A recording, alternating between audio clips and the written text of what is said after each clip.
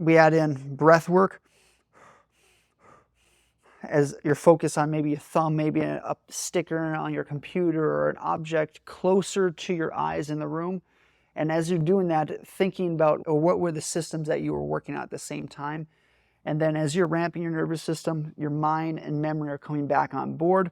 Then you're able to get into that task again much easier. That's cool. That's a beautiful, I'm going to try that. It works well. Yeah. So what's interesting though to me is I think patients, I keep saying patients, but I guess office workers too, they are probably more than they like distracted more often than they realize, whether that's the cubicle over or the noises or what have you. And that's a great way to get back on board. But I think even just limiting as many external factors as possible too, it's got to be just as important. Because then you're sitting there doing that repeatedly every 30 minutes.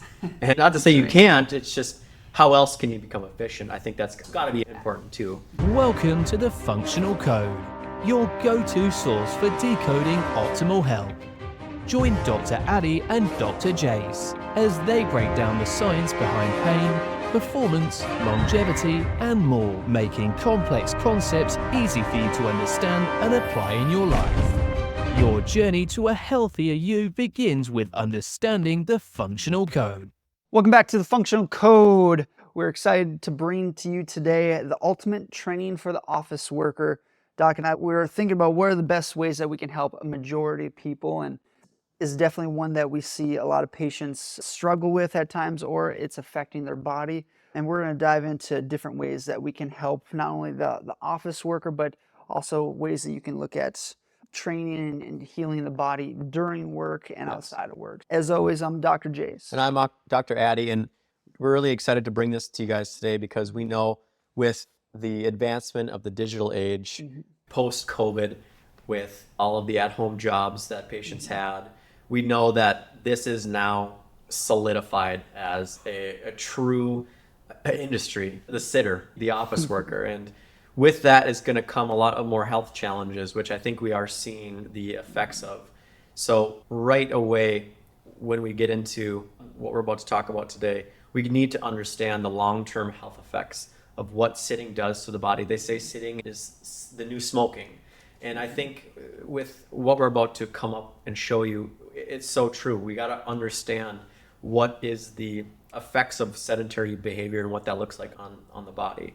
We're also, Doc is going to do a great job of breaking down how to manage your body as a sitter and what needs to be focused on when it comes to training the parts of the body that take the most load, how to set up appropriate structure as far as desk ergonomics, all those other things. And then we're also just going to talk about any and all implications regarding the tools that you can set up at home or at least at maybe a gym setting, preventing and building this body of yours up to really perform, even though at a job that you think doesn't require a lot of work, it is a lot of work to sit this long, and it does create so many different effects onto the body. So that's what we're going to dive into today. And to start out, I thought this was a great thing that Dr. Jace created, which was we asked AI, what are the 10 most common jobs that involve sitting for long periods of time that people may not know about? And there are probably a lot more on this list other than just what we have, but some of them that came up are super interesting. Doc, do you want to just dive into what that looks like as far as the list? Absolutely. We should almost start a topic. Ask AI. Yep. And I like that too when I saw that. Instead of Google, now we're asking AI. It's funny. it's a new world we're in. The first one was web developer, which obviously they're sitting on the computer writing code or having AI write code. That's a unique one. Then we go into the researcher, which graduate school, that kind of opened up our mind to where, yes, you're sitting down looking through a microscope, and whether it's looking at cells or different things, and also looking and typing up research papers. You don't think about it, but as an individual, that makes sense why they sit for longer periods of time or alter their seated position. Yeah, I remember I had a researcher come in when I was in Minnesota, and he said that his job over 5 to 6 hours a day was to sit and have his head down like this into a microscope, and he was viewing slides all day. And he came in with, I still remember to this day, he was one of the most acute disc herniated in his neck I've ever seen. And he told me how his life has been, and he's been doing this for 13 years. That was his job. And imagine. the load that it had on that disc, I bet, finally just burst. And gosh, he was in such pain. Most amount of pain I've seen as far as an acute disc flare up for neck. It was ugly. But makes a total amount of sense. And this is what can happen, guys. This is what happens when you put yourself into that kind of position for that long a period of time. 100%. The body will react.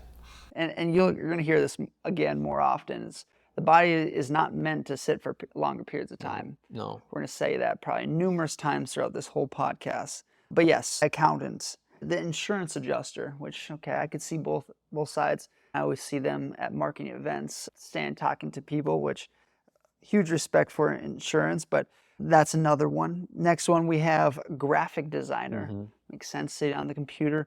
However, with some of the newer like gaming systems, they can have their head sit upright or standing desk. So I think that one is probably a different one that might change, or they'll use AI. Yeah. Now, number 6, this is one that I would never have thought about other than watching TV shows, which would be a judge.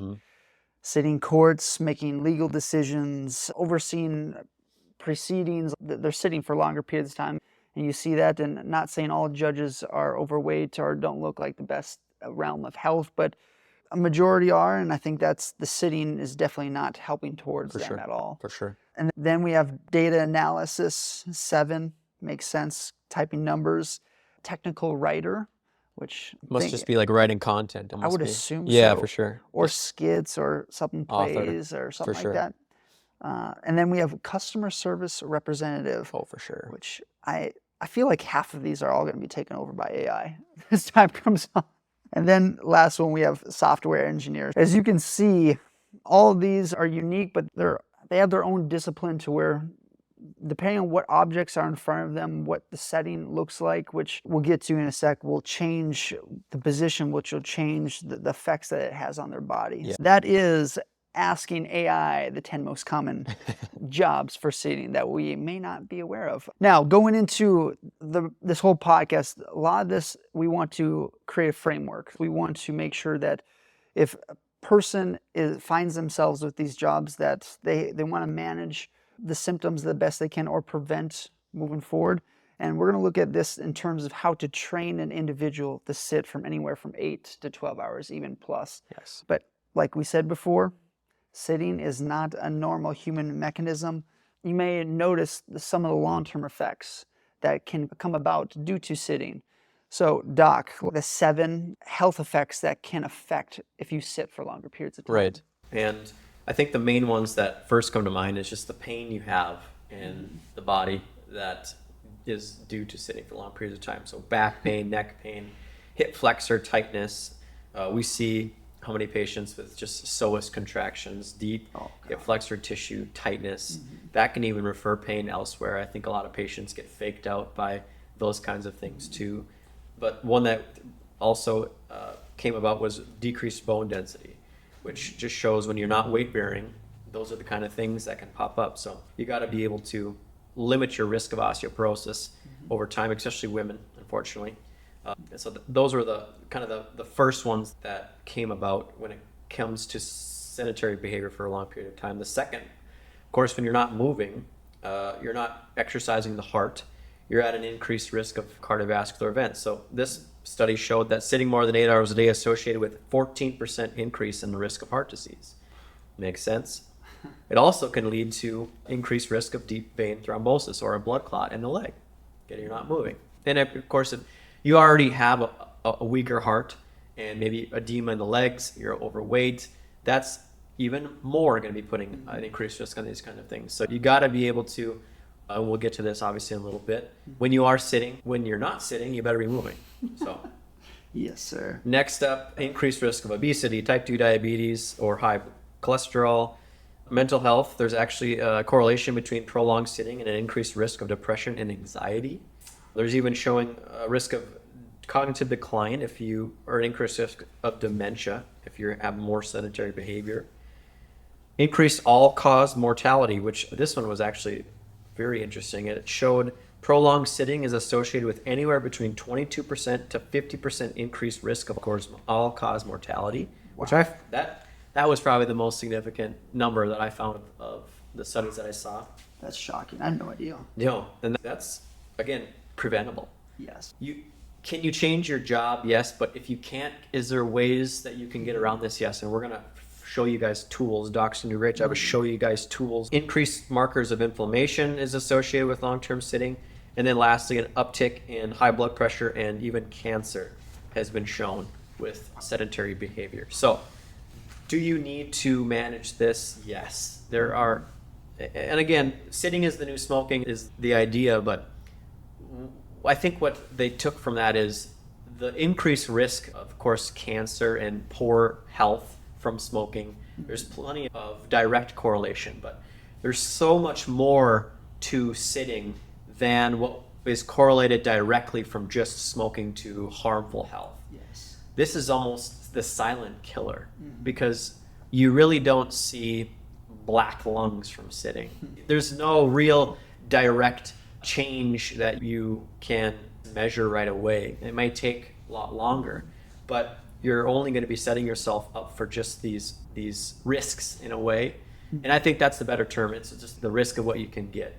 You got to be able to manage this, and we're going to obviously talk about that. So, Doc, first and foremost, for those who are sitting for long periods of time, they're in this environment, and this space of theirs, we're getting to a point now where there's a lot of technology that you can utilize, but how does one optimize their environment first and foremost, and what are some of the things that we can break down in the environment that I think a lot of people don't understand to hijack and improve?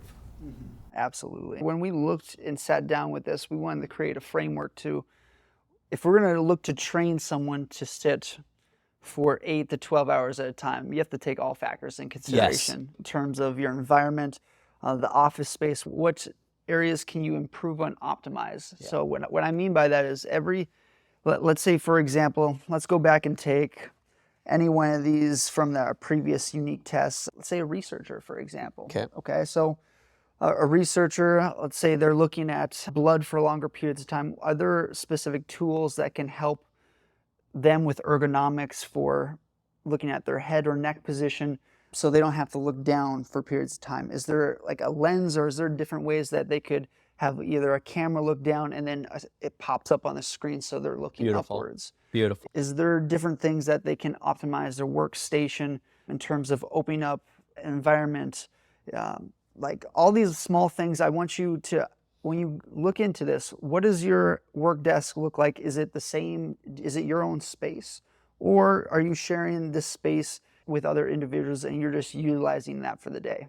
If so, can you bring something, or can you as a team or as a unit talk to your manager to improve any of the systems that you have, and maybe just frame it as, if we have a better environment, what you're going to see production-wise and more likely going to improve. For sure. So then we got it from the personal side, but then we're also then from the environment side. Mm-hmm.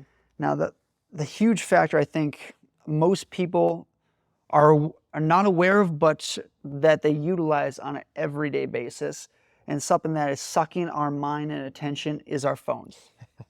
Yes, agreed. It's one of those where if you can limit your phone time, those distractions, quality work goes up, environment improves at the same time. And Doc, I know from you and what you've known in the past, from what phones have done to not only yourself, but also patients and people that you know and love. Yes. What are the things that you realize that phones are doing to us and our bodies that we might not be aware of, and how is that affecting our whole system as a whole? For sure. And what's funny is I think people might be listening to this pod right now and they're thinking, Doc, what does my phone have to do with how long I'm sitting and what the effects has on my body? I wouldn't think that's something I should utilize. I'm thinking more, do I need a sit-stand desk, or do I need a better keyboard? But what people don't realize is there is a huge mental component when it comes to this. This is what it's affecting. It may not be the physical, it's more the mental, and that's something that people have to understand. Dopamine is going to be the huge marker here when it comes to the studies that they're showing. And receiving a notification on your phone triggers a dopamine release similar to that experienced from gambling or other rewarding activities. So you need to figure out what ways can you limit the notification from giving your body the ability to experience that pleasure.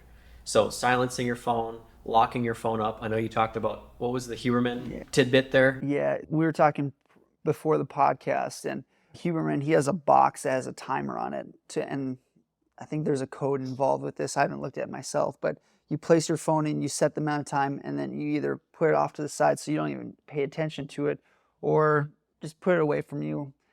If you're in a proper environment, maybe leave it in your car or in your work bag or in a locker of some sort.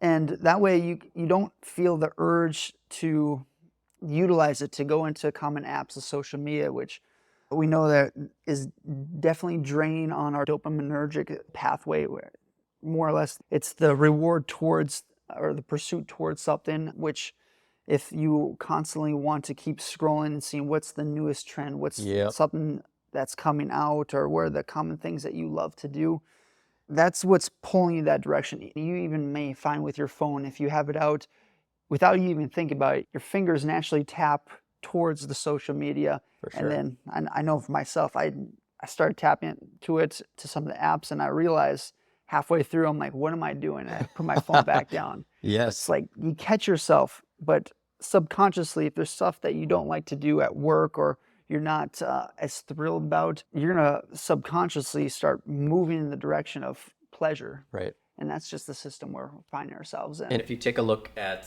addicts and some of the first steps, take for example, an alcoholic.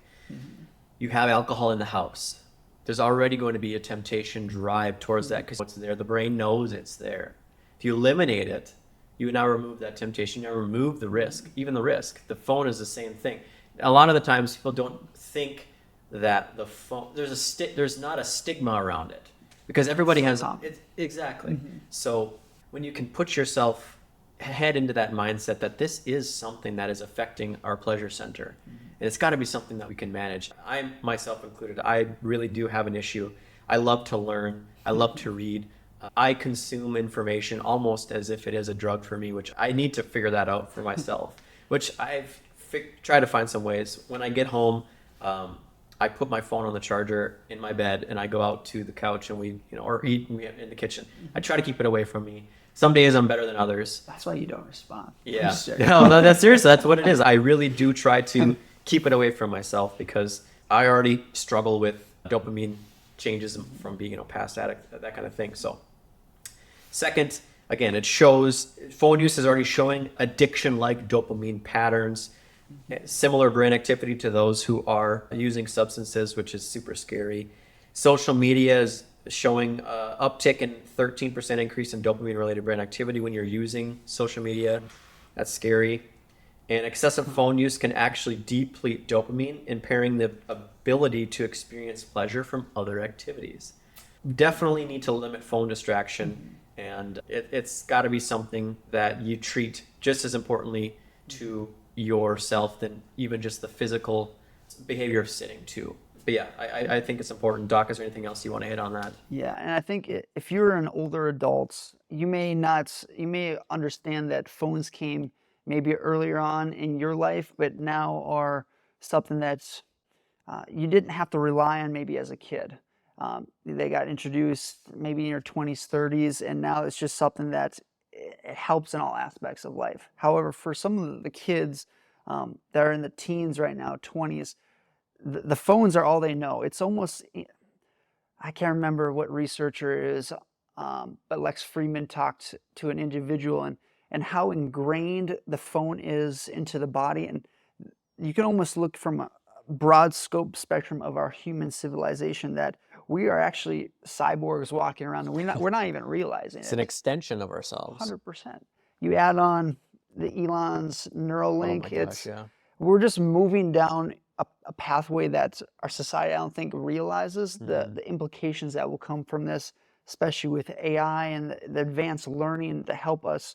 It's going to wipe out other jobs, but it's also going to create others as well. It's much the same as the farming industry God, in like the 1800s, if not earlier than that, and how we used manual labor. Yep. And now that's got taken up by farming equipment, by better processes, by processed foods now. Yeah. And then create more jobs in more of a sitting work environment. Now, the same thing is going to shift. Like our civilization is just so advanced, and we're going in such a trajectory that our human bodies and our systems can't keep up with. I think one of the studies I recently saw was AI was going to eliminate 50% of 9-to-5 jobs by 2040 or 50 or something like that. That's scary. That's really scary. And what that means is those jobs hopefully got to come from somewhere else. And more than likely it's digital. Yeah. It's managing the AI. It's managing the technology, which means we're only sitting more, getting more sick, and all the other things.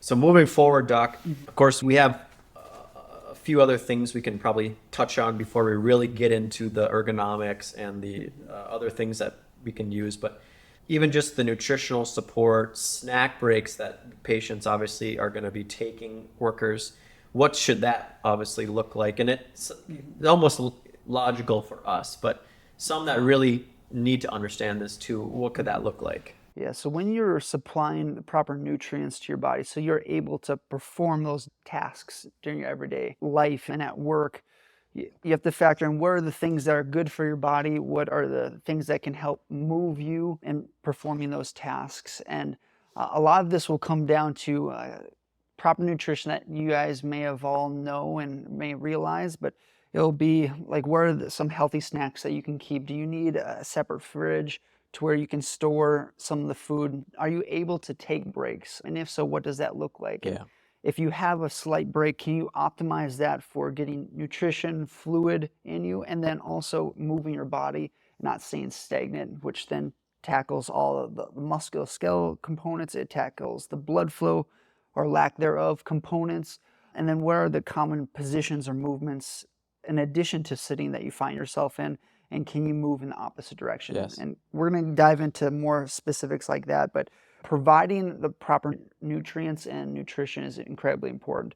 Now, when I looked at this, I thought, okay, obviously we need to have this in play, but most times when people eat a large meal, especially a lunch that is high in carbs, you're going to see effects as the day goes on of feeling sluggish. It's your body has to recoup itself, and absorbing all the carb load, it's draining on the body and draining on the energy systems. Usually what works well for most humans, most people, is to have fruits, vegetables high at that at lunch and with a protein source.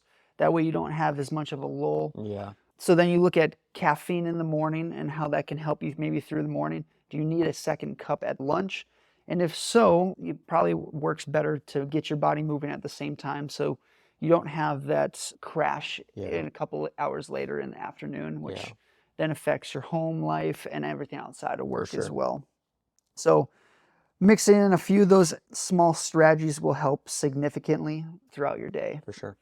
Now let's look at the breaks needed. Now, you first want to see, okay, what are the available breaks that you have? And if you have a setting to where, let's say, for example, your environment allows you to work on a desk for longer periods of time or on a computer, okay? Are you able to have a sit-stand desk?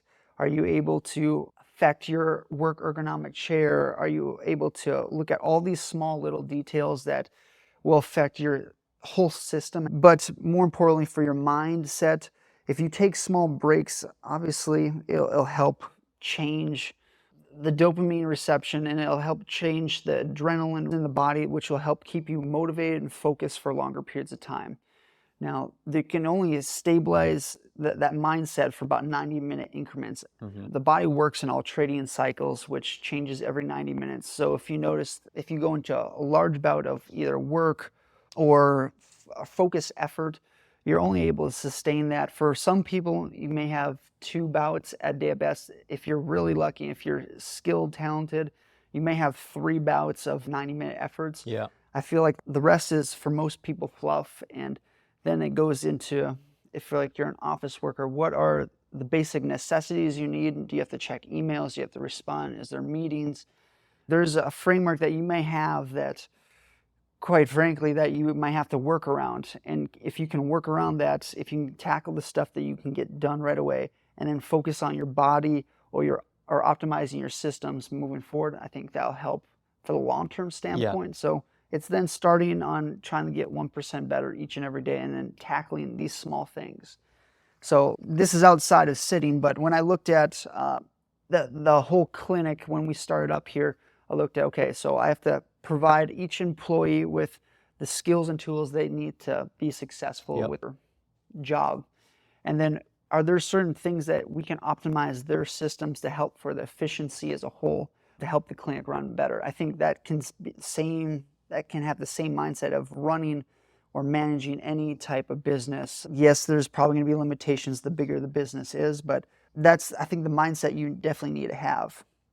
Now, let's also say, if we're going to take breaks again, if you're in a bout of a focused effort, I know for me, I'm not a fan of distractions. If I get distracted, it's okay. My mind goes somewhere else, and then I have to ramp back up my attention awareness. One thing that works really well for me, that is, and the scientific literature can prove that, is if you find yourself taken up by a meeting that's coming up, or someone comes in to the office, asks you a question, that might veer you from where your mental mindset and focus is. Okay, so relax after that conversation or after that small interruption, and then can you ramp up your nervous system to get you back into that same mental mind frame to help with the flow and to be more efficient. And the better ways that you can do that is whether it's through your eyes, whether it's through breathing, or just even contracting all the tissues throughout your body. So, and to increase adrenaline, and also just like the focus and awareness system in your body, without going to too much detail, if you look at a close object intensely for upwards of 30 seconds at a time, that can increase the engagement and focus, if we will. And then you add in more inhale, so you're almost hyperventilating. That ramps the nervous system and awareness to get you back into a flow state of where that task was. That's cool. We add in breath work as your focus on maybe a thumb, maybe a sticker on your computer or an object closer to your eyes in the room. And as you're doing that, thinking about what were the systems that you were working on at the same time. And then as you're ramping your nervous system, your mind and memory are coming back on board. Then you're able to get into that task again much easier. That's cool. That's a beautiful, I'm going to try that. It works well. Yeah. So what's interesting though to me is, I think patients, I keep saying patients, but I guess office workers too, they are probably more than they like distracted more often than they realize, whether that's the cubicle over or the noises or what have you. And that's a great way to get back on board.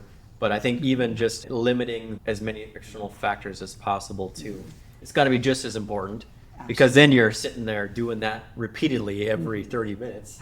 And not to say you can't, it's just how else can you become efficient? I think that's got to be important too. Yes, and that's where headphones, limiting office or hours, say for example, maybe you're a teacher or you have an office, maybe putting a sign on your board saying busy, be ready at, or I will be available at this time. Yep. And let your employers or people that you work with know.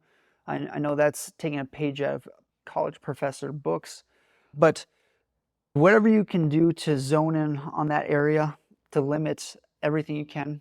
It's going to be the hearing noise. It's going to be the visual sight. Alex Hormozy, he uses this example to where he has a whole hallway and a computer to where it's just walls around him, a computer or a notebook, and he just focuses on that task. So you eliminate all the other distractions. Yep. You eliminate, for him, he also has headphones, so you eliminate sound noise. You're able to get into focus work with less distractions quite well. He also says that he works on completely opposite sides of the house as his wife, Layla. And in order to see her, he'd have to walk all the way down the hall, which would take 30 some seconds. So for him to go and do that is a long enough barrier where, he feels that actually cut off his timing of communication, where he doesn't, I gotta go walk that far. You know, I'm sure he's got a bigger house. But what could that look like? Are you able to work farther away from your teammates? Obviously, if you're in a team effort, that's different. But when you're taking it to yourself, can you put yourself away from those distractions too? And then the last thing that would come to mind, Doc, obviously, is on breaks. Can you then, when you need to actually break, you got to move? Yes. So that would be the last thing that I would throw in there is if you're sitting, you gotta find a time to move. And if you got 15 minutes, you better be walking for 15 minutes. So Is how I would end that too. So true, especially when going back to the point, the body works in 90-minute alternating cycles. If you start noticing your focus is dying off, there's a lot of time, unless there's a project, like there's certain situations for, I'm sure you guys will all realize that, but if you start noticing lack of focus, get up, move, get out of the environment, and then go back into it. For sure. Because with the waves of how the body works and the mindset, just take advantage of those, but you have to be mentally aware and have that awareness. I want to say there was even another study that showed 35, where you 30 minutes on, 5 minutes off, 30 minutes on, 5 minutes off, and then your ability to actually maintain effort in that shorter period of work, giving yourself that break, going back to it, might even be helpful too. Because I think, I don't know if you even, I'm sure you did, I can't remember if we touched on it, was just our ability to sustain that much effort. You said 90 minutes, right? Yes. We just aren't able to for 4 hours. You can't just go from 8 to 12, take your lunch, and then go from 1 to 5. We physically aren't able to do that. So, Especially Monday through Friday. no. And like you said, it's fluff. It's all fluff in between. So let's be real about this. And it's okay that we're not powerhousing it for 4 hours straight. It's just, what's the point? If we truly know human behavior, how do we optimize it as best as we can? Mental component, drive, focus, and limiting distractions. This is definitely how you can really hack that. But getting into the actual environment, physical structure, ergonomics, first and foremost, Doc, what does that environment look like, and where do people start coming up with ideas for that? Yeah. So when we look at the environment, let's go back to optimizing everything. So let's say, for example, for most people, when they sit, it's going to be in a chair. What does the chair look like? Let's look at this and break this down in terms of the headpiece, in terms of the mid-back support system, the depth of the chair, and also the bottom of the chair as well. That will all have an effect on the whole structure of your spine, the hips, the legs, the feet, everything. So you also want to tailor this to what works well for you. So this is going to involve dabbling in a few areas, and it might work really well for maybe your lower back, but it may be affecting your neck. And can you make small tweaks to better your whole system and maybe not just one area? So a lot of people may ask this question: a chair with a ball versus a chair that's flat versus a chair that is maybe lopsided or weird. What does that look like, and what's better for your spine? Now, we know a couple different ways that you can look at this. If you sit on a ball or a chair that is more wobbly, that then supports and facilitates your pelvis, your sacrum to sit upright, which if you have to stabilize and balance on a ball for a while, naturally we want to bring our hips forward, pelvis anteriorly rocking, which creates a curve in our lower back, which then holds our body upright.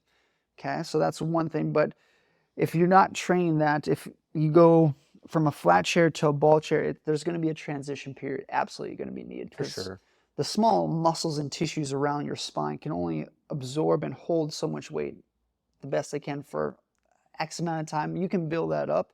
When I look at posture, it's the ability to move in any position at any time for extended periods of time. Now, you factor in, if I want my ability to sit upright and hold that position for longer periods of time, which is where this podcast is looking to try to train, then there's ways you can go about it. But just saying that you have to have good posture, no one is going to be sitting upright for longer periods of time. And if they do, it's going to force the body, and especially the ligaments and tendons and the small muscles around the spine, to lack motion, to lack flexion, extension ability, and then start fusing the whole spine, which theoretically then you look at, that's detrimental to your whole posture and body moving forward. And I got this from a page of Dr. Andrew Spina's patient experience, to where that exact same situation happened. He noticed a patient came in and they took it so literal to where everything had to be in 90 degrees and everything had to have correct form, from the position in which he sat down, everything was straight, to where he sat up, right, it was completely straight.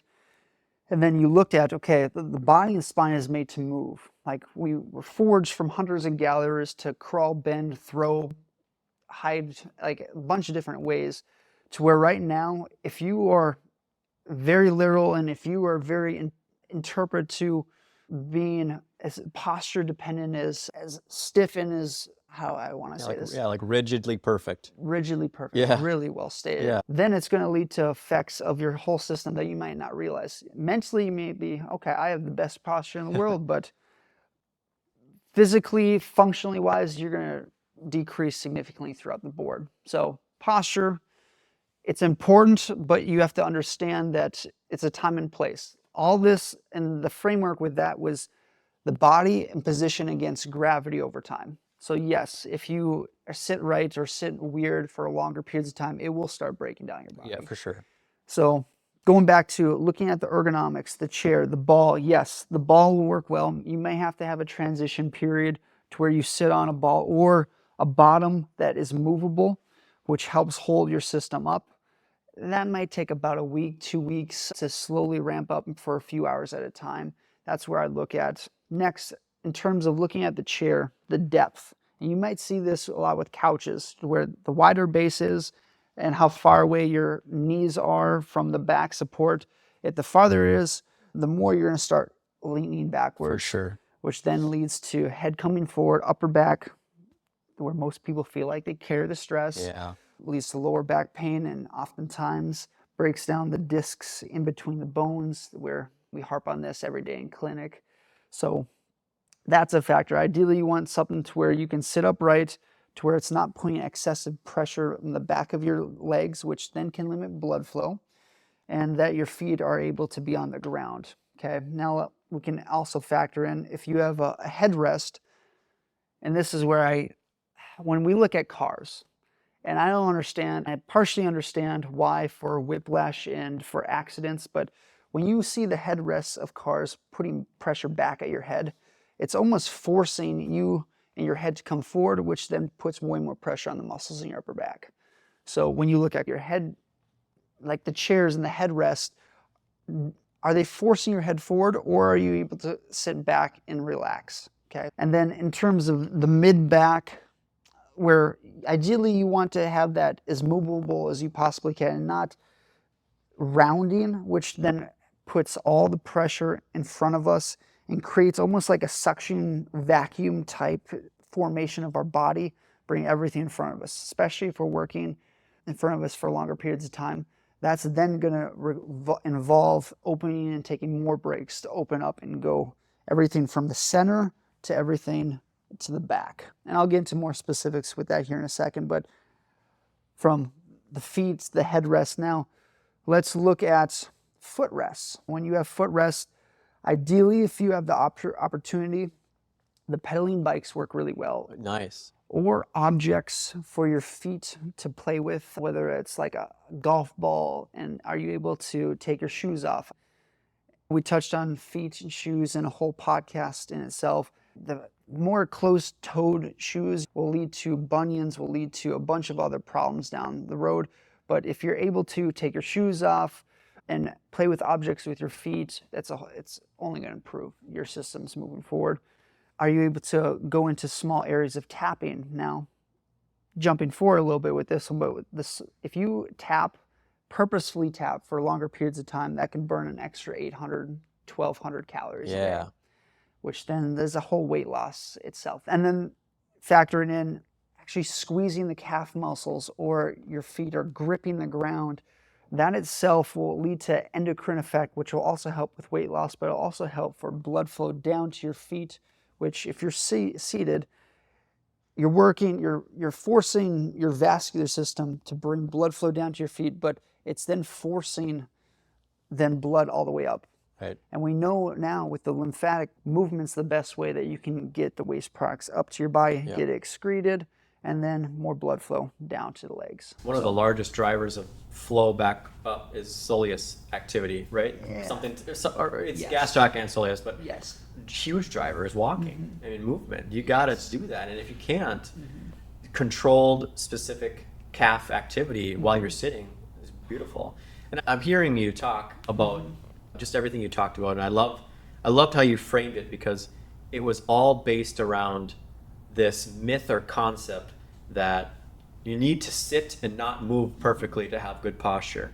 But you're almost challenging that quote, and you're stating that is the opposite of what you need to do. You need to find ways to move, to adapt, and keep your body motionful, even though you can't be in motion when you're sitting for 8 hours. Absolutely. And that's beautiful, because I think so many have that misinterpretation of posture and how to appropriately sit. And I don't think anyone on this earth can appropriately sit for 8 hours. There's just already going to be effects for sitting for that long. So you got to be able to adapt and move somehow, some way while you're sitting for that long.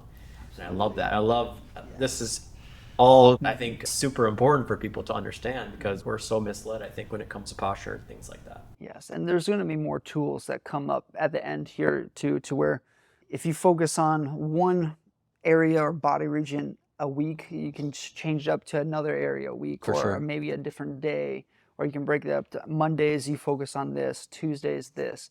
So we're going to get into that. The last thing I want to bring up is the armrest. First of all, I don't know how many people actually use the armrest, and if so, I'm sure it's going to be more slouching, and then they're going to be focusing more on just, I want to say poor posture, but it'll lead to breakdown of their body. So if you have armrests, if they're needed for you, awesome. But when I look at chairs, they're not often needed, especially if you work in front of you. And because if you have your armrest, it has a tendency for most people to lean backwards and be comfortable. Okay. To where if you're working, if you need an ergonomic chair, you don't necessarily want to be comfortable all the time. Yes, it's important for performance to a certain extent, but there's also detrimental effect on the body, and then mind from there. If you can find something without armrests, or that can move armrests to the side so that you can either focus on your desk or work in front of you, awesome. But each job has its needs, if we will, and depends on person and past injuries and a bunch of other things. And I suppose it challenges you to have balance. You got to be able to balance yourself, keep your tissues at a certain level of contraction, and then when you slouch back, use rests, you have really no muscle activation. So you're stating allowing yourself to put yourself into positions of maybe core contraction with the ball, obviously contracting other tissues while you're working. At least then you're getting some activation. I think this entire podcast is challenging everything people think about as far as correct posture and how to effectively manage ergonomics, which is really cool. The only other thing I wanted to bring up too was patients that question whether sit-stand desks are helpful, or even treadmill desks. Doc, any info on those? So when you look at sit-stand desk, I would suggest it for everyone. Okay. I know for this podcast, we're looking to train someone to sit for 8 to 12 hours at a time. I think that's important, but it's more important for you and your longevity, for your structure. So yes, that we can train that, but at the same time, you ideally want to work and have availability to stand almost 60% of the time versus sitting 40%. I mean, if not even challenge that more from there, like even an 80-20 split, standing to sitting, even better. Now let's say treadmill for your feet so you get blood flow, or even standing upright, still working at a desk, but you're able to work on a treadmill. Yeah. That then burns X amount of calories. It allows blood flow down and from. It allows activation of not only the legs, but the core, the arms. It just, if you have the opportunity for a sit-stand desk, highly suggested. And then also, are you able to build up to spend more time on your feet? For sure. And if that is the case, then you have to look at the pads on the bottom and what floor do you have? Is it a treadmill, or is it a hard floor? If so, it can break down your feet. So maybe you want some cushion. Maybe you want some cushion on the bottom pad, but then taking your shoes off. So then you allow activation of small muscles of your feet, and that can work up the chain from there. So Perfect. couple small tidbits that if you want to optimize your whole environment, that's a whole avenue that you can go down For as sure. well. And I know, Doc, you provided a bunch of great products, and we'll put all of those up for people to see. Now, we aren't linked to any of these brands. We're not making any money off of this. This was strictly from what I know Doc has probably recommended to all of the patients that we see. So he'll throw, obviously, all of that up there. And I don't think I see one of the treadmill ones on there, but we can maybe add one of there on there too. But yeah, all of them, I think, could be something that people should look into. And some of the prices that you see might be a little spendy, but I know, Doc, you're going to agree. This isn't an investment. You're going to be doing this the rest of your life. This is not expensive. This is going to save you so much pain and money in the long term when you invest in these kind of products. I'm sure you have come and heard patients hit back at you saying they can't afford a sit-stand desk, or their job doesn't want to pay for one, or what have you. But I would have to push back against that, saying this is something that you should invest in for sure. Absolutely. And with all these products, they are all based on having a movable bottom piece, which is better for your body to sit upright, whether it's sitting on a ball, whether it's sitting on a movable base, paying attention to the depth of the chair, and then also having movable mid-back and headrest is also important, to where it can be very specific for you.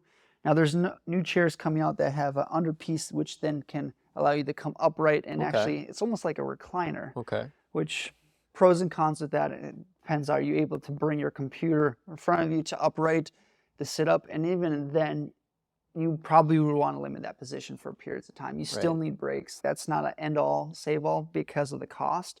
But yes, adding in these small things is hugely important. Now, let's say, for example, you have environments to where you're not able to allow these changes because you work for maybe a corporate setting. There are these like wobble foam pads, cushions, if we will, those that you can sit on, which will then allow for proper support at the base at the very least.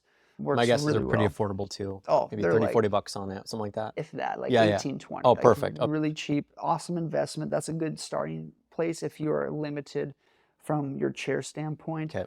But a lot of times if you talk to any of your employers, they're able to either give sit-stand desks, they're able to provide, to a certain extent, proper work ergonomic chairs. There's some limitations for them, but I remember working with a company that we targeted mostly corporations because we knew that there was a law, I can't remember when it was passed, but corporations now are able to get these government allotted cash incentives for providing so much health knowledge, health and wellness knowledge to their staff, and they get, I think, subsidized tax breaks, something to that nature.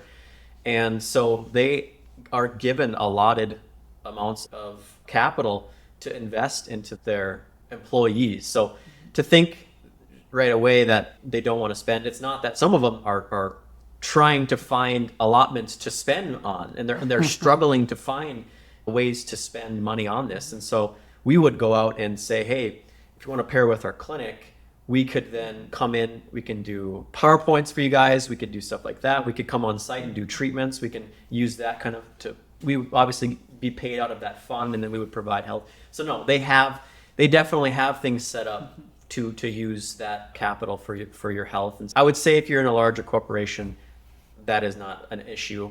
Definitely don't be worried about asking for something like that. But anyway, just food for thought. And yeah, and if you're in the Mesa, Arizona area, we love to come out and talk to the company, talk to you guys about some of this stuff even more in depth, maybe more personalized to you. Like we've done that for all of our patients. sure. Since we're on that topic, by all means, we're going to open that up there. for sure. Now, another factor I do want to throw into the equation, especially for people that use screens in front of them, and you might not be aware of this, but if you're going to work in front of you, I want you to pay attention to two things. One of which is the position of your head. Is it down, or is it horizontal, or is it more upward? So are we looking up, middle, down?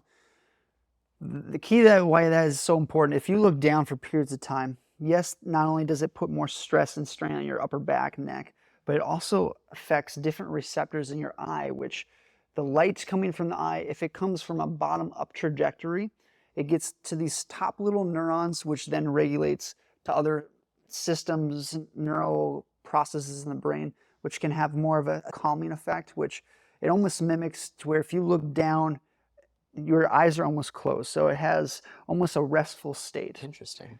Versus if you have the computer screen or what you're focusing on project in front of you or above, it then mimics almost the sun in terms of light coming down, hits receptors on the bottom part of your eyes, which then has different chemical systems and processes to your brain. And That's it can cool. open up your awareness and attention from there. I did not even realize that.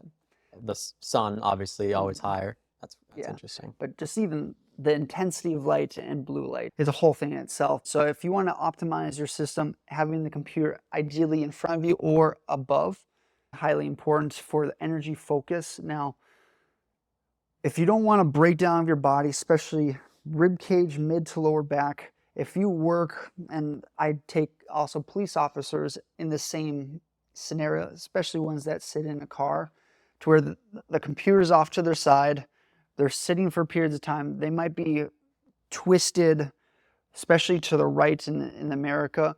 That will then lead to breakdown of their body. It'll lead to a bunch of other complications and problems. So if you're able to work in front of you and not just have multiple screens off to the side, but if you do have to pay attention to screens, turn your body and where your head is.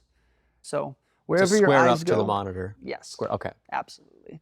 So those are a few things in terms of looking at the chair, the work ergonomics, setting, the systems, different tools that you can involve in terms of sit, the stand desks. Yep. There's just a bunch of small tidbits that you might not realize. You may know some of them, but it only helps moving forward. I'm going to argue that I don't think there are many people coming out with this information. I don't think I've ever seen any truly in-depth breakdown of ergonomics and ones that actually create more effects on the body than just the ergonomics. You're talking blood flow, you're talking so many different things. So for those of you that are watching this, please share this with others who can then help adapt their environment, because this is how we are going to approach the next 20 to 50 years.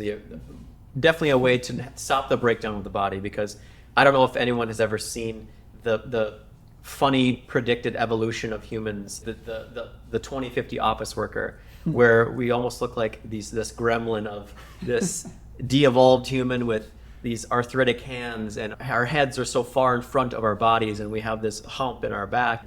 This is unfortunately what evolution might do to us if we continue to work like this for long periods of time. So let's stop de-evolving as humans, and let's try to obviously make best with what we have. Unfortunately, with the digital age, this is just where a lot of jobs are coming from, but it's super important. Doc, was there anything else that you wanted to touch on in regards to that? No, that was about it. It's a lot of it's mental breaks, the environment, and having a general understanding of what are the controllables that you have available to you, and what does your employer allow, what are some of the leeways, where are the feedbacks. If you talk to them, a lot of it is just saying that you want this for better performance. You want this for the benefit of them. For sure.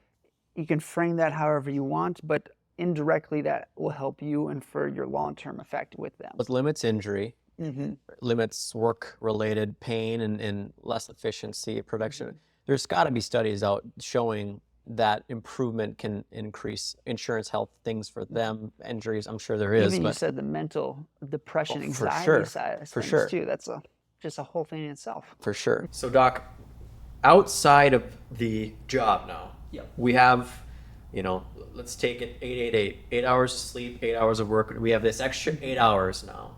Yes. And we know that some of it's going to be going towards family, some of it's going to be going towards eating, so maybe we're left with 4 hours. We'll give it that amount. So we still have time. We got plenty of time to do a lot of work, and we need to. And we're talking even outside of your office, any job. You still have 4 hours. You got to move every day. You got to be training, but specific training for these individuals. Let's get into, obviously, first off, where are going to be the most troublesome areas that patients are going to want to focus on when it comes to body training, and then maybe we can get down into separate body training for each part, but do you want to just dive into first areas that they need to be focusing on and what that looks like? Absolutely. So yeah, I'll touch on some of the main areas that most people who sit for longer periods of time have problems with. And then I also want to touch on the 24-hour work training mindset principle, if we will, because I think that's important from that point that you brought up. Now, when you sit for longer periods of time, you have to take a few things into factor, if we will. Yes, your legs are going to be bent. It's going to enforce your hip flexors to be tight, which is a muscle complex starting from the front of the spine down to your hips, legs. So automatically, it's either going to be tight, weak, short, depends on how you want to frame it. Now, the muscles are different than the joints. Now, the joints, if you've been listening to any of the podcasts previously, those are the first signal to the spinal cord, brain, and brain back before it is of the overlying muscles. So highest priority is joints. So what joints are involved when you sit for longer periods of time? Yes, it is going to be hips. It's going to be the joints of the lower back, mid-back, neck, shoulders, elbows, wrists, and fingers to a certain extent too. You can pretty much say almost every area of the body involves a certain influence from sitting, but a huge portion that I want to focus on for most people is going to be lower back, it's going to be neck, and it's going to be arms, elbows, wrists, especially for carpal tunnel syndromes. Sure. So when we look at this, especially lower back, I know I brought up hip flexors, the psoas, iliacus, those muscles that involve bringing your knee up to your chest. So you want to focus on those. You also want to focus on the hips, the hip socket, the joints in the lower back, the knees, and all these other joints involved with that. And then even for your upper back as well, if you start noticing you have a hump because of the sitting posture, there's different movements of your neck that you can go into to retract your head back, to lengthen some of the tissues in the backside, which we'll get to here in a sec. Not only that, when your head comes forward and you're working in front of your body, it pretty much acts as a contracting mechanism to almost go into a fetal position, to where, yes, it may feel comfortable because it's the common position that we are found out in the womb, versus when we open our body up complete opposite it and bring not only the center of our body in front of us, but then to the back side. That then goes into things that we can, and principles and tools that we can do in and during the sitting environment. So those are all things that I want you to pay attention to. Now, before we get into addressing each one, going back to the 24-hour work cycle, when you have 24 hours in a day, that's a broad scope that everyone, all humans have to abide by. Doesn't matter where you're at on the planet. So factoring, like Dr. Addy said, 8 hours sleep, 8 hours at work, giving in some family, 4 hours, maybe a couple hours at best at night. That is when you want to build up the tissues in these common positions. Can you train and work on some of these small things throughout your day? Can you take small breaks? Can you bring all the tissues and your structures in front of you to behind you for positional holds, for maybe movements? But what are times and breaks in your everyday life, even if it's you're driving your kids to sports? Are you able to do some of these things in the car, at a stoplight? There's times throughout your day that mentally you might not be there, but the time is available. Can you take advantage of those times? That's going to be the most important factor.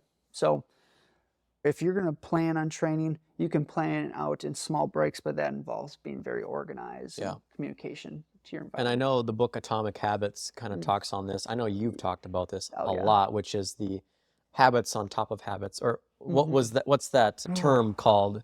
Habit chaining. Yeah. If you want to just jump into that a little bit too, so people understand what that means. Yeah. So this is going back to the first podcast when we talked about yearly goals. Now, to build up habits, you want to not only whatever habit that you have, whether it's you already brush your teeth in the morning, can you add another habit on top of that, whether it's right after it, and then you can build up the chain from there. Let's say, for example, you have the habit of getting off of work or taking a lunch break at 1 o'clock, let's say. So we get up, we leave our desk, we leave our environment, we go to lunch, or we lunch at work, either or.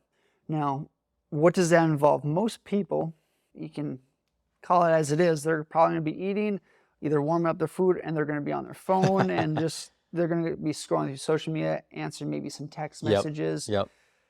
Are you able to walk and move? Are you able to do air squats, wall sits as you're doing that, as you're waiting for time? Are you able to increase your water intake? What are these small habits that you can implement to the ones that you already have available, For sure. ingrained into you? Let's say like you get outside of work. For me, I always walk my dogs a couple times throughout the day. So when I get up in the morning, drink some water, take them on a walk, which gets me outside, gets me into the environment, allows blood flow, allows the sun coming in my eyes, a bunch of different things. And then from there, I build up habits around that because I've ingrained that for so long. So that's just part of me. Same thing when you get home from work, maybe you drop your kids off at their sports. What does that look like for you? Are you there at the sports with them, watching their practice? If so, are you on your phone? Are you just sitting watching? That's, again, sitting for more and more periods of time. Yes, we know you care for your kids, and that's awesome, but you have to care for yourself just as much. 100%. Like, you have to be there for them long term, not just there. I think that's a part that's missed, and I think that can be overlooked quite heavily. So the small, every few seconds matters. Be intentional. Yes, you definitely need to offload and have your mind go clear at times, and I think that's also very healthy. But to ingrain some of these small things in, starting small, maybe start at one habit at a time or one time frame at a time, like every day, and commit to it for a couple weeks straight. Commit to that one time to where when I'm warming up my lunch at work or at home, that I'm either doing lunges, squats, or I'm either doing heel raises, something small that can be fun and easy. And then from there, it can build up. Right. You can add on top of those habits. You can add multiple ones throughout your day. It just opens up the ball game. And I like it too because it's almost as if you're using your momentum of a habit already. And so it's, you talk about potential and kinetic energy, right? So an object in motion stays in motion. So since you're already doing it, you can then add it on top versus, okay, I need to start this habit fresh.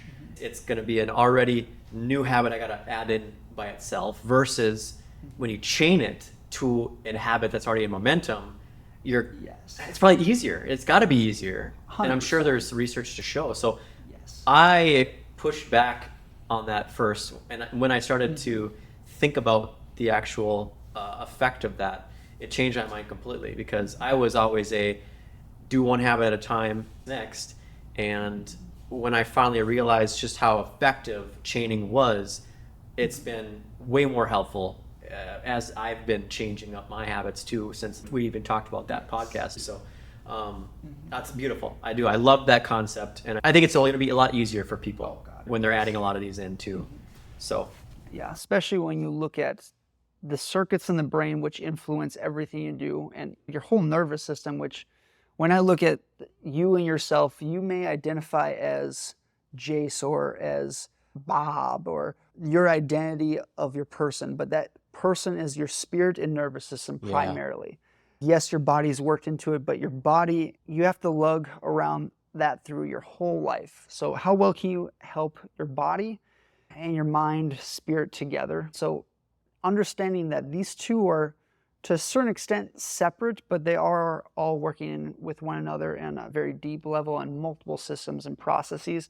So that is going to be something that you may go through all these things throughout your everyday life. You may have these common tendencies, but you might start seeing that your body is not performing like it used to be, like when you're a kid.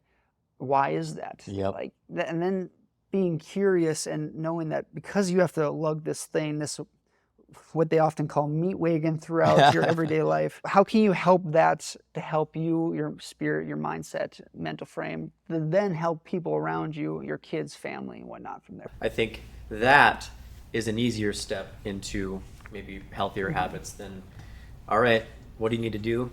Gym 6 days a week. This is what you got to do. No, it's much easier when you can break it down that way for them.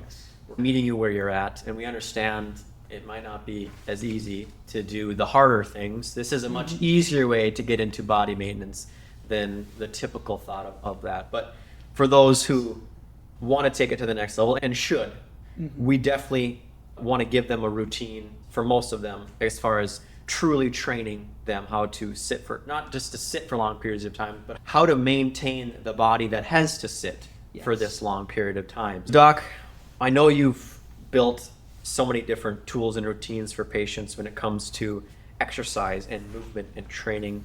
I know this one is a lot more specific for those who are sitting for long periods of time. So first off, what area and what does that look like as far as the routine? And kind of, I'll let you take it over as far as the ultimate routine here. Absolutely. So I want to frame this that the bodies weren't meant to sit for periods of time, especially in chairs at 90-degree angles. Like when we were foraging, when our ancestors and the human evolution came to fruition, we were sitting on rocks, we were sitting on the ground, we were in the trees. So just factoring that is just going to be one thing, and that no matter what you train for, whether it's a specific sport, whether it's sitting, movement is going to be required regardless, or the body will break down. It's just how the human evolution and how the human physiology is. There's just barriers that we have. So by knowing that and understanding that, when you are trained to sit for 8 to 12 hours at a time, you're going to need movement. You're going to need small little tools that you can do to help influence and aid your lower back. Certain things you can do for your neck, for your hands, wrist, and every other system. And we're going to dive into a few of those. For those at home, if you have questions, if you want a more in-depth breakdown, leave that in the comments, descriptions below. We'll send and do some more short form if you guys want or need to. Let's start with blood flow. So, Doc, I know we know that we need blood flow to our body and back out, and also for our heart as well. It's super important. And then also the tissues as well. What have you found in terms of the cardiovascular exercise that is recommended for most people? Absolutely. And I broke down the minimum for people. We're really trying to meet you where you are at. Now, can you do more? Absolutely. But this is what we have as far as a minimum. Now, for those who can start with light to moderate activity, the minimum is 75 minutes a week, meaning 15 minutes, 5 days a week. 15 minutes, 5 days a week. Now, we said you have, what, 4 hours? 15 minutes is a sliver of it, and it just requires you to get that heart rate up to at least zone 2, if possible, for 15 minutes. And that is elevating the treadmill, adding some speed to that as much as you can, really getting yourself into, I know, Doc, you talk about this, the breath is starting to become a little bit heavier. You maybe are able to maintain a sentence, but it's a little tougher. And then can you sustain that for 15 minutes? And then 5 days a week. So maybe Monday through Friday, weekends, you take a break. Now, for those who don't have the time to do 75 minutes in the week, they state that you can do 20 minutes of high intensity training 3 times a week. That is just as effective as the moderate for cardiovascular improvement and significant benefits cardiovascularly. So that's where you are maybe on a treadmill, you're running very intensely for 4 minutes, taking a 4-minute break, and then doing that 4 or 5 times. You can then do that for 3 days a week, and there you go. Yes. That is minimum. But doing that, I know Dr. Attia talks a lot about this, and he says that there is more of an effect on those who take it from 0 to just minimum than those who are doing the minimum and then adding in even intenser workout. There's more benefit to that population than those who are already doing it and stepping up their workout. So not to say that we don't want you to increase your ability. That's not what we're saying. What we're saying is just the addition of the minimum has way more improvement in your health than just the latter. So what we're trying to say is you need to do this to start increasing the benefits of cardiovascular input, especially if you're sitting for 8 hours a day. Absolutely. So that's important, very important. Lovely put. And I like the point that you brought up there as well. And if you don't have 15 minutes throughout your couple hour time frame, it's the excuse. And I'm not gonna, I can't fluff this in any other way. You have to have a priorities, and you have to have those set to where if you don't have a priority to your body, you're going to have implications long term, and then you're going to be spending money on your body and it's going to be a downhill factor, which most, especially Americans, find themselves in. So it's you making that a priority. Yep. That's a lot of where it stems from, whether it's getting services in a clinic, whether it's actually doing the work in the gym, whether it's making time for you and your family to do work together. Maybe it turned into a bonding experience. Once you create these frameworks, not only is it going to help you and your body, but your kids and your family are also monitoring and watching, and your kids are going to be subconsciously aware of everything you're doing. So if you want to help, if you care for them more than you do yourself, they're going to already be monitoring what you're doing. Everything you're doing. And the habits that you have, if that doesn't open up your eyes, then you're just living through life, and the time that you have on this planet is limited. And what's the purpose? What's the use? What have you given to society for the benefit? Maybe you care a whole heck of a lot about your family and maybe not as much yourself. If that is the case, their family's going to look at you a complete opposite way. Yeah. So you have to look at it from two fronts. Take care of yourself first, much the same if you're in an airplane. They have to put the mask on to you first and then help others. The same thing with everything in Yes, life. it is. So that's going to be a really important factor that I want everyone to pay attention to. For sure. Now, let's start body as a whole. When you bring everything in front of you, make times to bring everything back. Now, this is what we learned in school, Brugger's relief technique, where it involves opening up all the common positions that you find yourself in. If you find yourself typing, your palms are going to go forward. If you find yourself with your head forward, leaning down, looking down, we're going to have to bring that back. If we bring everything in front of you sitting, which obviously we're going to have to open that up, whether it's standing or seated position, that's fine too. Yep. So ideally holding this position, palms facing upwards, shoulder blades back down, neck retracted, maybe squeezing your lower back muscles, holding that 30 seconds to a minute every hour, whether it's setting a timer on your phone, whether it's you put a sticker on the bottom of your computer screen every time you look at it, okay, open it up.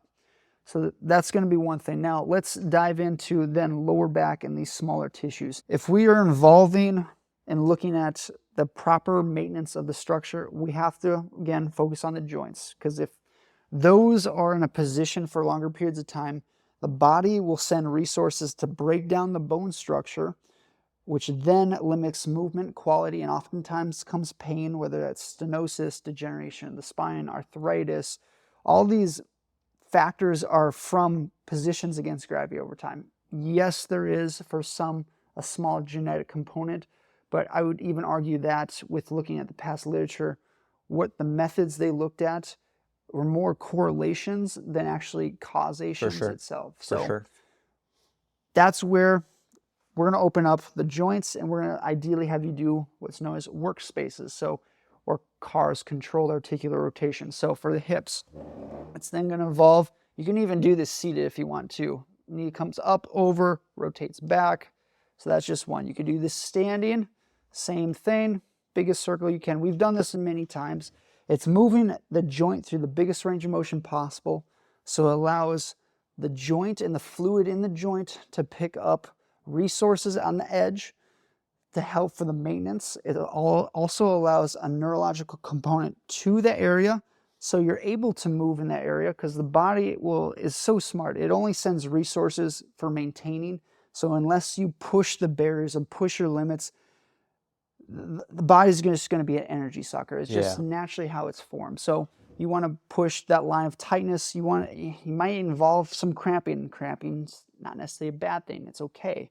Take a small break and go into that range that can cause that cramping itself, or increase magnesium uptake. But that's where it's incredibly important. How often a day are patients doing this, Doc? I would suggest multiple times, at very bare minimum, 3 times throughout the day. Okay. Every day. It can be an assessment tool to where, oh, maybe it's more achy, or maybe there's popping now, to where yesterday, the days before, maybe there wasn't. Maybe their activity or injury set that off.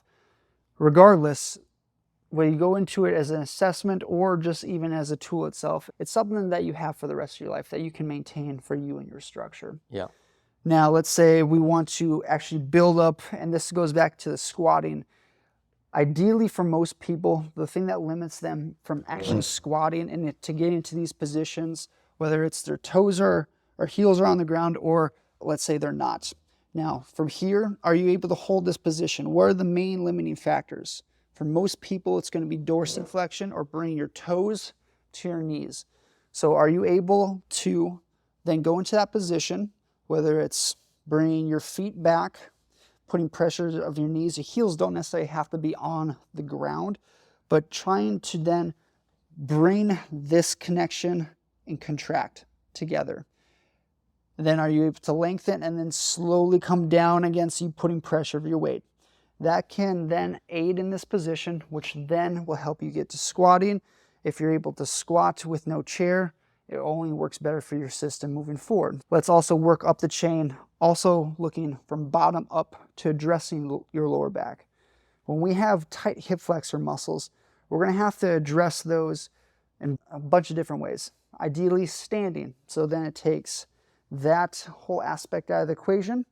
Then are you able to bring from anterior tilt of your pelvis to backwards, which then also lengthens this even more. Farther forward, you can also bring your leg backwards, squeeze your glutes, drive it forward, rotate your foot in and out, which gets different lines of tissues that you might find.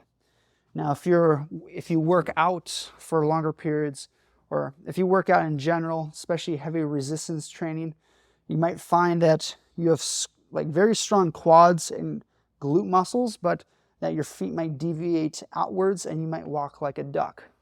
So that'll involve breakdown of the knees, ankles, and feet from there. So are you able to improve or add in to your strength training of either lunges to where you're completely stacked, you come down, which address tissues on the inside, outside of the legs? Are you able to go into internal, external rotation, tibial rotations as you come up and loaded? There are all things that it starts with awareness and assessment, and then it builds up from there on what tissues, muscles that you want to target. For this seated, we need lengthening of the muscles on the front side.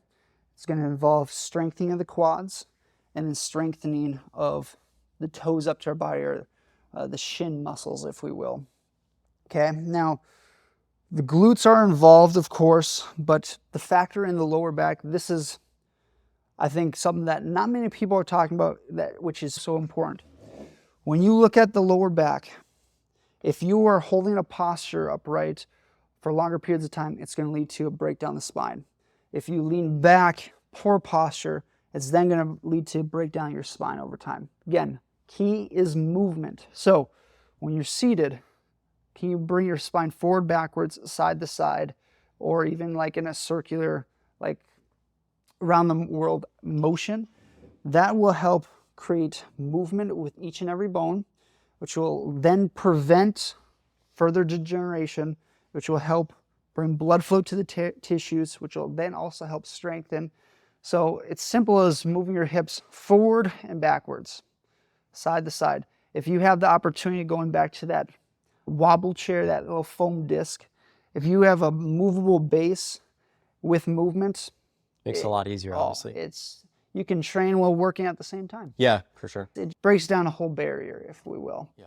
So those would be the few things that I would want to focus on. Lower back when you're sitting for longer periods of time, and then just even wall sits. It mimics the sitting position, but then forces activation of the tissues. So when you're here, okay, are you able to hold here for a period of time? Are you even able to bring your desk up to and work here?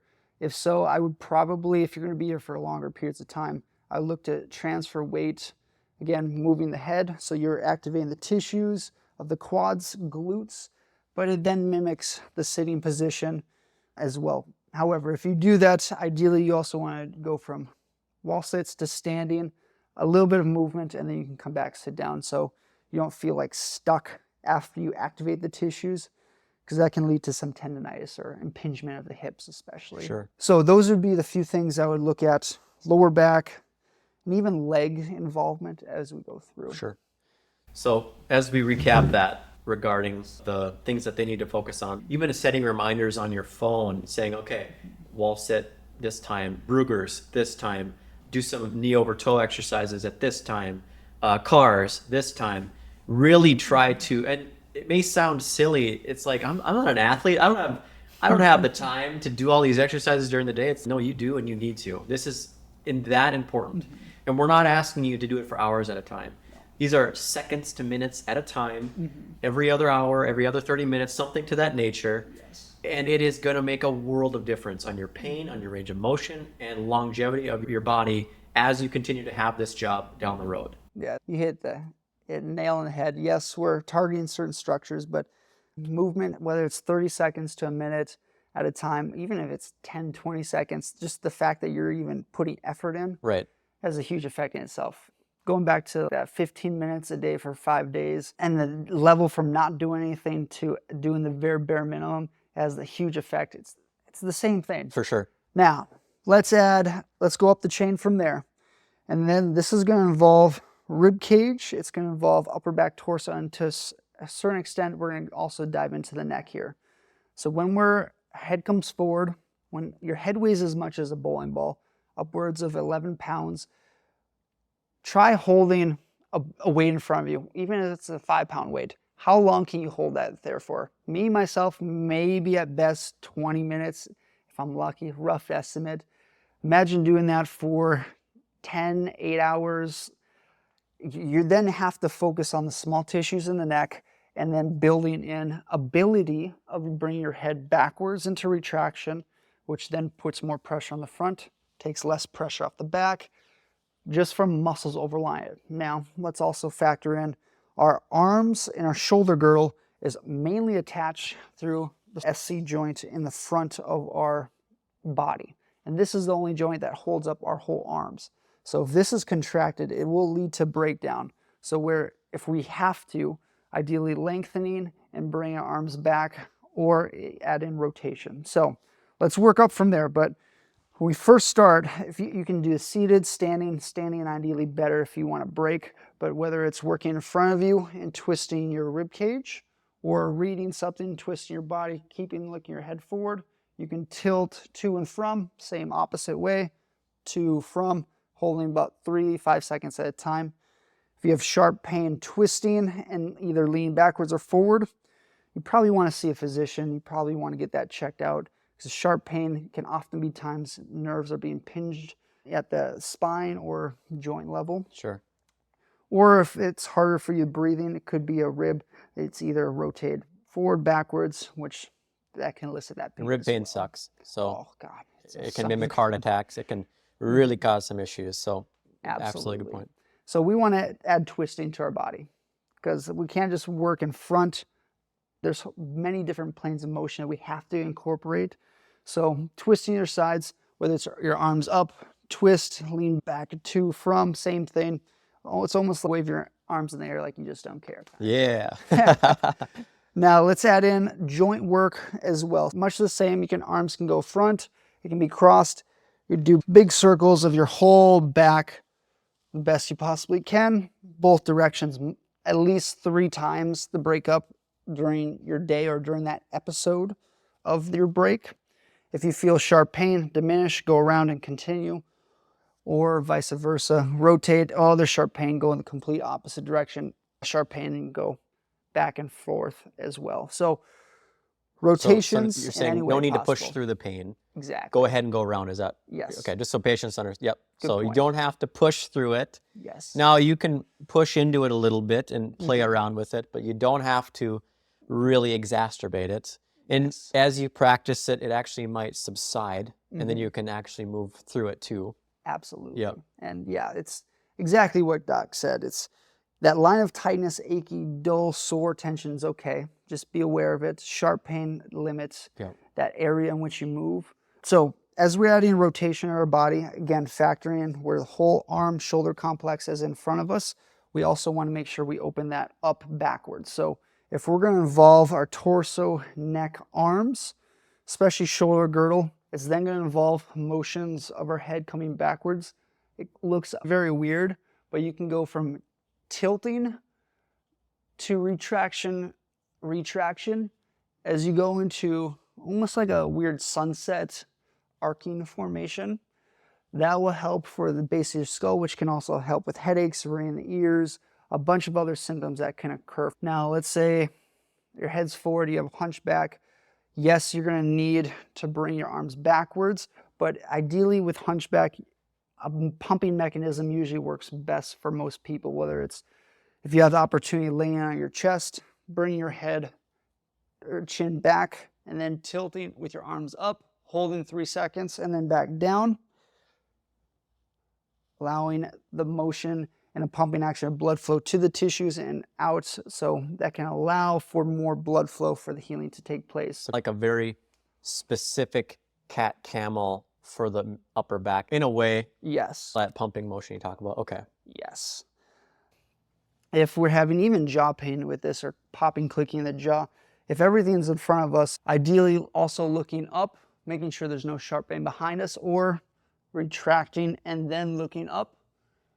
Bring your arms back, which creates a fulcrum. When the fulcrum, I'm talking about like a curvature where the biggest curve is, or the center of the curve, if we will.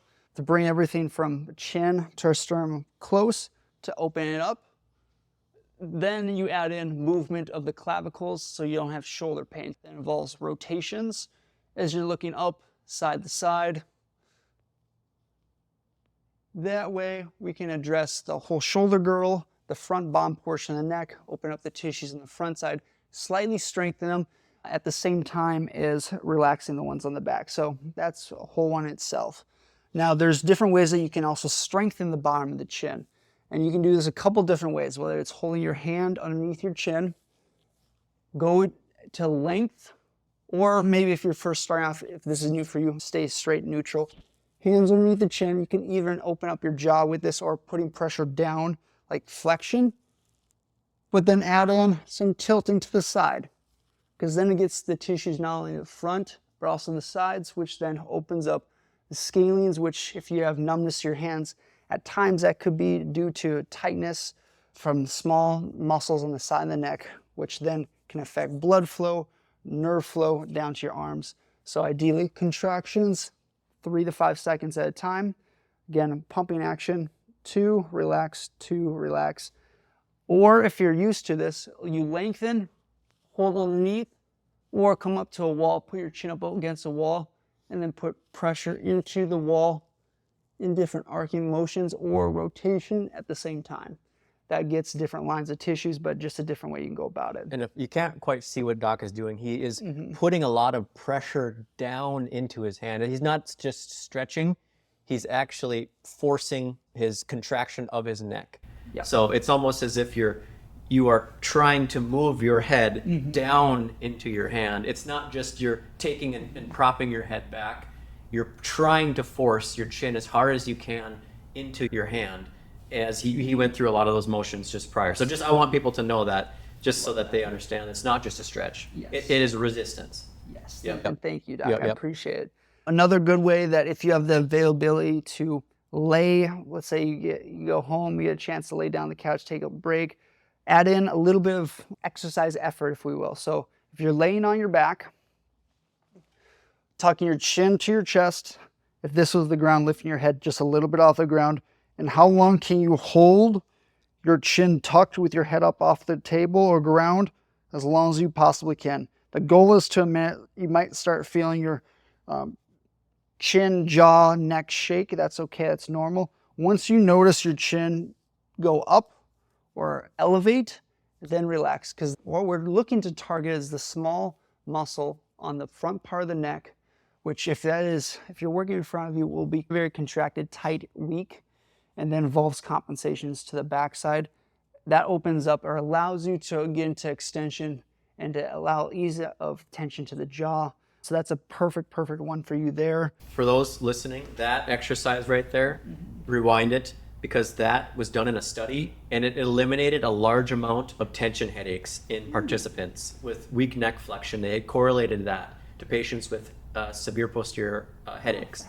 And that one marker, neck flexion test, for those that could not keep their neck, so this is on their back. Yes. So you're on your back, and if you cannot sustain that contraction for longer than a minute, you failed.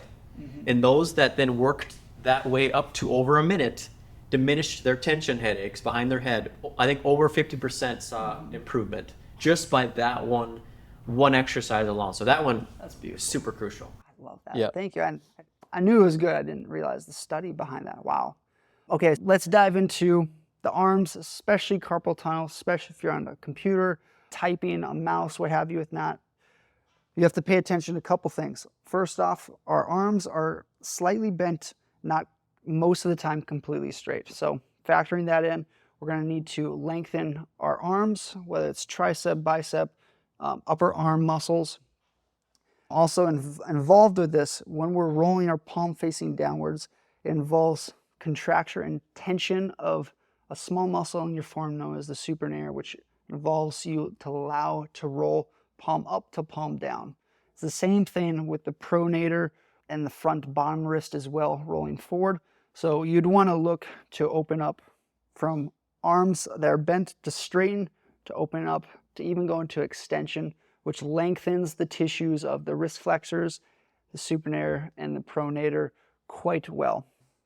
We then focus on, from that, to address our fingers, which for most people, when we're typing, they're going to be flexed or slightly bent.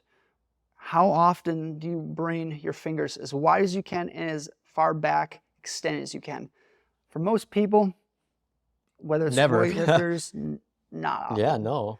Now, the joints in the fingers, they're like a condyle. So if this was the bone and this was the top of the bone or the bottom of the bone, it sits a little bit of a C. So if you want, you can also traction with a little bit of tilting of all the joints in your fingers, especially from knuckles on up. That will help quite well. You might feel popping, cracking, not necessarily I want you pulling it, but just distraction with rocking back and forth works incredibly well. You can add in activation, lengthen, and then try to activate certain muscles, bring your fingers together or apart. That's a whole thing in itself. But whether it's at a desk or if you're a weightlifter and you spend a lot of pressure and time gripping or holding on to weights, after that, extend the arms, bring it, and this is a huge tool I want for everyone. Bring your arms backwards, open up, and then allow rocking of your fingers and wrists back and forth, which then allows for lengthening and different pulling mechanisms, not only to the wrist flexors, but also the supinator, pronator, and then it even gets into the small intrinsic muscles of the hands. So, And that's again like 30 seconds, Doc. I would say roughly. Okay. Until you feel a good muscle burn, you can back off, which might take 5-10 seconds for some people. Yeah. So again, it's bringing everything from a short range to end, and then allowing and making sure that we're attacking all the different lines of pulling mechanisms of all the tissues throughout your whole arm. So arm backwards, straight arm, palms ideally facing upwards. It can be backwards and just rolling back and forth. And that could eliminate a lot of numbness, tingling in the hands, soreness, elbow pain that a lot of obviously desk workers get. A lot of them get those kinds of things. Absolutely. Now, let's add in on top of that, for the bone on the outside portion of your elbow, you might feel there's a little bit of a bump. I want you trying to find that bump. From there, try to hold it on one side and the other. It might feel just like you're holding your muscle or your forearm. That's okay. Just try to pin two areas together, just putting pressure. Like a sandwich. Like you're holding your wrist flexor or your wrist sandwich. That's good. I like that. And then allow rolling back and forth. And you can work your way all the way down to like mid forearm. That will then break up tension of some of the bones that can be contracted together to open up that space, which then will also allow less guarding of the muscles overlying. Again, we're attacking the nervous system of the joints that are closer to the center of the body, whether it's the wrists, the fingers, the body, the hips, the spine, what have you with that. Those are going to be really good ways that you can go about this. I don't think there is a more complete body series of what you just brought up too. And I can't wait to break that down for you guys too and try to give you guys this ultimate workbook to have on each part of the body every day or every other day. You can try to work on these things too. Ultimately, every day would be phenomenal for you guys, but even a few times a week, taking apart all of what you just brought up is going to be a game changer for people moving forward if they're sitting for long periods of time. Yes. Now let's add it. I love that you brought that up. Now let's add that into a weekly challenge. So maybe let's say Mondays are focused on feet and knees or calves or shins, whether it's tapping, whether it's squeezing the ground, whether it's going for a walk on a mobile standing desk with a treadmill underneath. Awesome. Now let's say maybe Tuesday, we go into wall sits, we go into whether it's squeezing of the quads or we're lengthened or we're bending our hamstrings or bending the knees and contracting a few seconds at a time. And then either working on for our glutes, oftentimes if you have pain going down to your legs, if you cross your leg over, put pressure on the leg that's crossed over, and then trying to resist and put pressure of your knee into your hand. That will activate the tissues on the front part of your hip at the capsule, but it will also lengthen the piriformis glute tissues on the back, which will also aid there. So that can maybe be a Tuesday. Wednesday, for example, maybe we're doing rotations of our spine, tilting, allowing proper motions there. Thursday, maybe we'll work on upper back neck strengthening, whether it's bringing our head back and forth in terms of retraction, traction, or whether it's tilting, curve, going to rotations and then putting pressure into resistance as we're stretching. That's a whole nother way you can go about a bunch of different ways there, just focusing on the neck. And then maybe Friday, we work on the whole arm complex, the fingers, the hands, the carpal tunnel, the wrist flexors. That breaks it up into an easy way that you can do this on a consistent basis, weekly. And again, this can be very specific to you, your setting, your environment, the breaks that you have. This has to be intentional and very specific for each person for it to work better long term. But just starting there is a way that you can break this up. For sure. And I like that you broke it down too, because it makes it a little bit more chunkable for them to have to, instead of do it all at once, makes it a lot easier across the week. Yes. And we're talking minutes at a time. Yeah. You could probably sneak all of them in within 5 minutes, if that. Yes. By all means, is it doable? Yes. It's so attainable that you can do this on top of weightlifting and everything in past. For sure.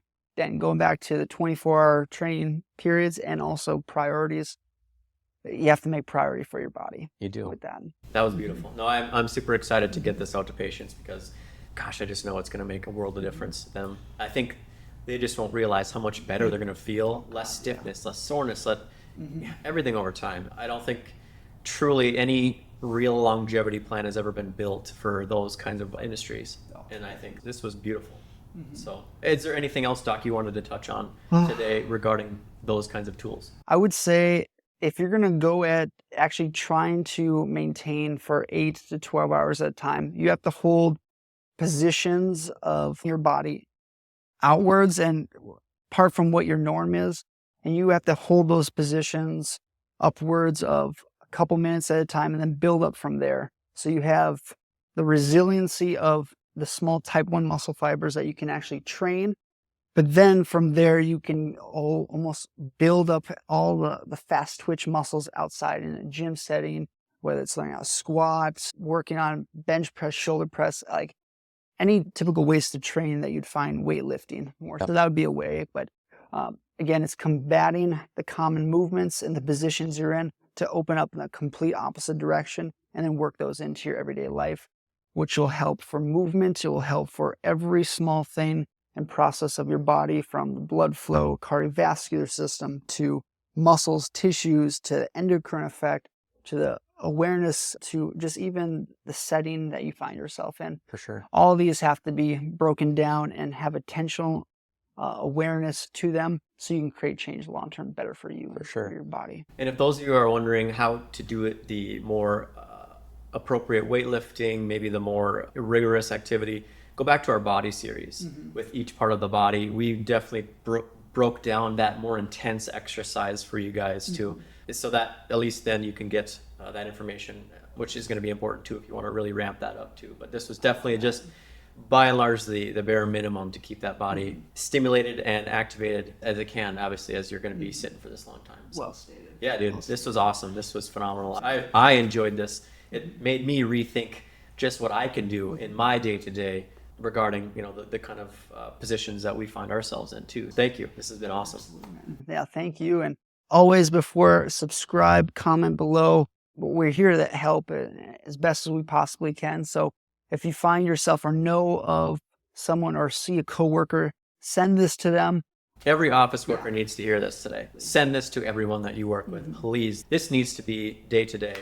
If you work in HR, you should create a corporate plan for your employees to do this day to day. This needs to be a newsletter, send this out. Yes, absolutely. And there's going to be more to come. And the upcoming ones, we're going to be tackling construction workers as well and the stress that they go through. So more to come on that. But yeah, as always, we appreciate you guys. Doc. We're good to go. Thank you guys. See you next time. Woo! Yes, sir. Disclaimer, the content provided in this health podcast is for informational purposes only and is not intended as a substitute for professional medical advice, diagnosis, or treatment. Always seek the advice of your physician or other qualified health provider with any questions you may have regarding a medical condition. Never disregard professional medical advice or delay in seeking it because of something you have heard on this podcast. If you think you may have a medical emergency, call your doctor or 911 immediately. Reliance on any information provided in this podcast is solely at your own risk. The creators and hosts of this podcast are not responsible for any actions or decisions you may take based on the information presented.